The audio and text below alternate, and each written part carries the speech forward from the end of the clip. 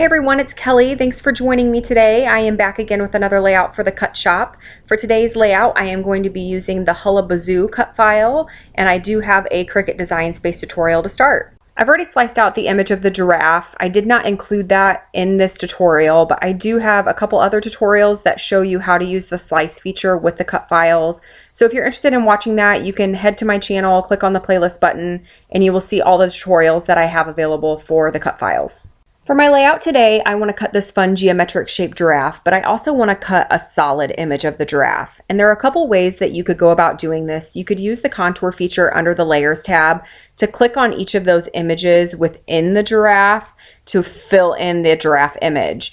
But as you can see, there are a lot of spots that you would have to click on in order to make this a solid image, and it could be pretty time consuming.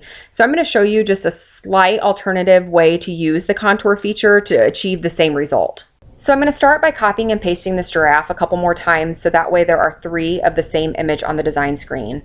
2 of the images I'm going to use to create the solid giraffe image, and I'm going to do that by using the contour feature. I'm going to make sure that one of the giraffes are selected on the screen. I'm going to go over and hit the contour button under the layers tab, and then I'm going to make sure that the outline of the giraffe is highlighted, and I'm going to click on it. When I click back onto the design screen, you're going to see that all of the negative pieces are left on the screen. Then I'm going to take the fun geometric shaped giraffe and I'm going to drag it over and line it up with the negative pieces, and you can see that I have a solid image. Then I need to make sure that both of those layers are selected, and I do that using the layers tab. You could either draw a box around the entire image or hold down the shift key and click on both of those layers. You can see that they're both a highlighted blue color under the layers tab.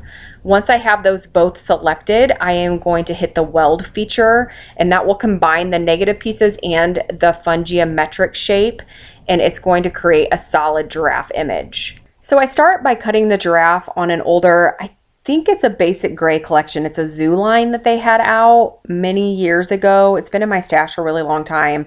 I'm fairly positive it's basic gray, but don't quote me on that. I do also pull out a bunch of random pattern papers from my stash. I'm not sure of the manufacturers on any of these pattern papers. They've just been collecting dust, just kind of sitting around. And I thought that I would be able to make them work on this layout, but it doesn't end up happening. This layout ends up taking a completely different turn from where it starts. I thought initially that I would use a lot of different patterns and designs and create a vertical strip along the layout, but it doesn't happen. And I think a lot of it has to do with the color scheme that I'm using. I am not a big purple person or a neutrals person. So I think this purple pattern paper and the papers that I initially chose for the giraffe just were not inspiring me. So I was just really struggling with trying to get the design going. So here you can see I have cut the giraffe a second time using a pattern paper from the Jelly Bean Soup Healthy Hello collection and some black cardstock. I thought that I was going to use this sunburst paper from the Simple Stories Sunshine and Happiness collection as my background, but I felt it was a little too bold and a little too distracting, so I do end up swapping it out later on for a more neutral background. Now I am cutting out a couple of pieces from the Amy Tangerine Rise and Shine collection, and I'm going to cut those strips out and use them as layering pieces behind the photo.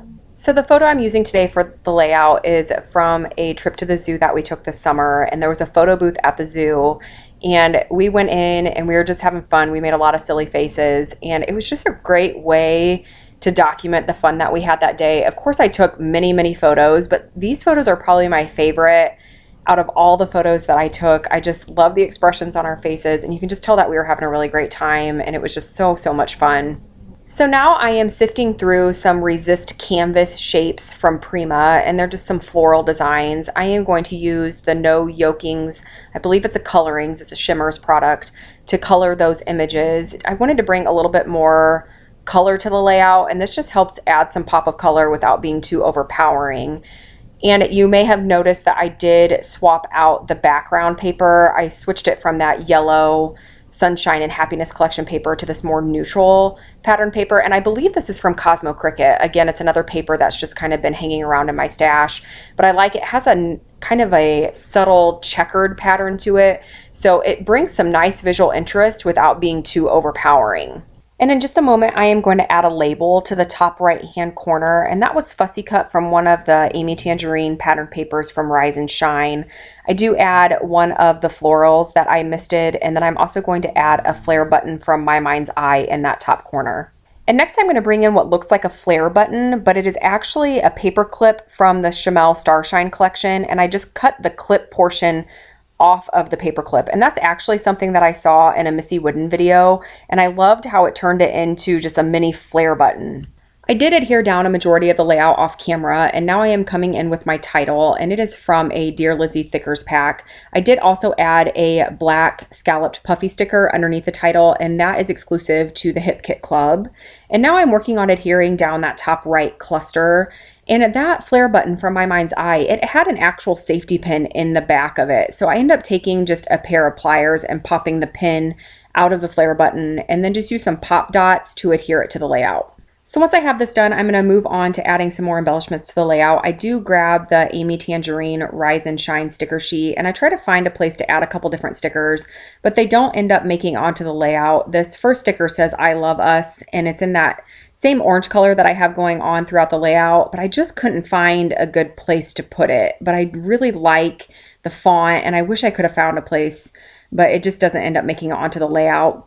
I do come in with some more of those puffy stickers from Hip Kit Club, and I really like the pops of black. I end up moving that top right sticker back down to the bottom next to the giraffe, and I really like that extra pop of black.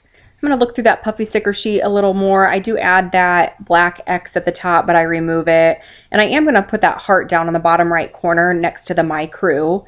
And I was looking at the layout, and I was really feeling like I needed a little something extra around the photo just to bring a little bit more attention to the photo. With the giraffe and all of the larger embellishments I have, like the florals, I felt like the photo was getting a little lost because it is a thin strip. So I have these rub-ons from Close to My Heart that I've had for a really long time, and I thought that that might be a good way just to add a little bit more visual interest around the photo and add a little bit more black to the layout. I was really liking the pops of black that I had going on. So I'm going to take a little time and place this scallop border around the photo. I just trim it to size and then place it just around the three edges of the photo strip. I did have a couple areas that didn't transfer real well, but I just used my journaling pen off camera and just doodled in any lines where there were imperfections. I'm really happy with how this turned out. I feel like it helps draw your eye to the photo a lot more and just helps bring more focus to that area of the layout. Now I'm going to come in and add a couple more embellishments. I do add a couple arrows underneath the word My, and those arrows are from that Hip Kit Club exclusive sticker sheet. I felt like that area just needed to be filled in, and those arrows fit perfectly, and they're that same orange color that I have going on throughout the layout. Now I did attempt to put a rub-on in that top right hand corner, but I ended up deciding against it. I was afraid I wouldn't like it, and as you know, rub-ons are pretty permanent, so if I would have placed it up there and not liked it, there wasn't going to be an easy way to get rid of it, and I didn't want to have to try to cover it up.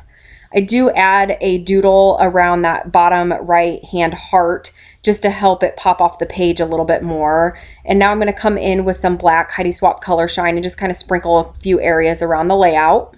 And the layout is finished. I am going to show you some close-ups here, and I will leave you with some still shots at the end of the video. If you have any questions on any of the products I used or the techniques or the Cricut Design Space tutorial that I showed you at the beginning of the video, please feel free to leave a comment below. I just want to say hello to all my new subscribers, and I appreciate you all watching and leaving comments. Thanks so much. I'll be back again soon.